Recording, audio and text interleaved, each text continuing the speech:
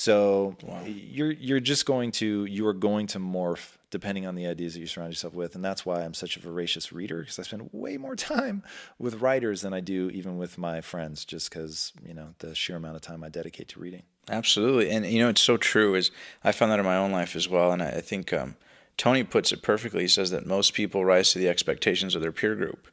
They did a study and they found that most veterans that serve in the military, that by the time they come back, a lot of them deal with PTSD and stress and depression and all kinds of issues like that, finding that the strongest point in their life or their career was actually when they were in the service. And it's because they felt a sense of purpose, a sense of camaraderie, a sense of standards. And they come back to civilian life and it's just, they just show up. There's no standards, there's no integrity, there's no value system, there's no strength being exercised. So I think that's totally, totally true.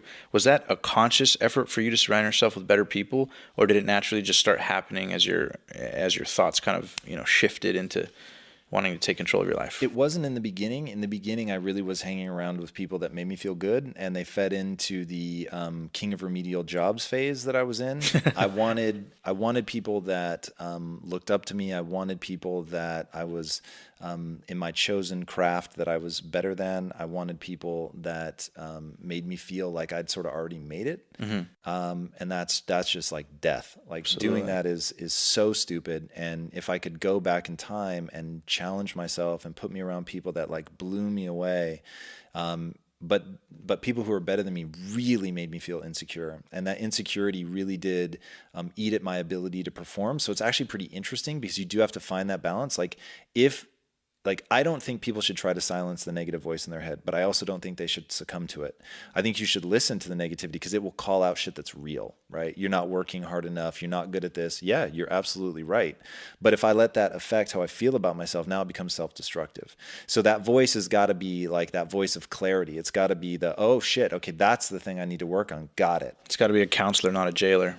Yeah, exactly. So, so in the beginning, no, and then as I started pursuing a real goal-driven path, then I realized I need to be around people that can help me achieve that goal.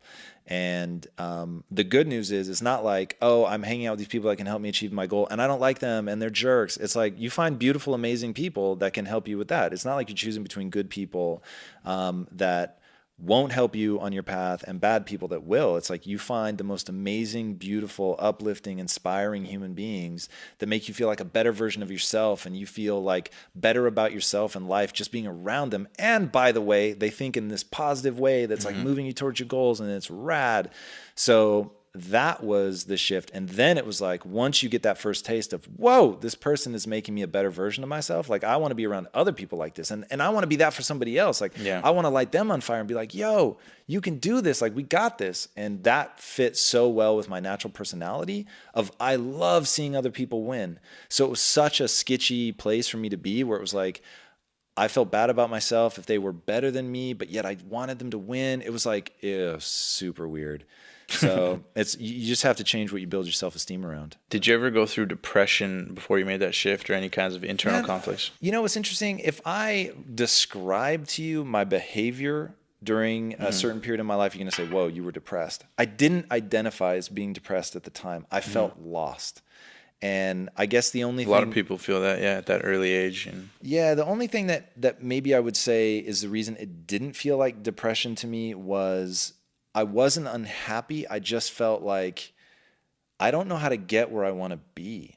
Like, I just don't understand. Like, I feel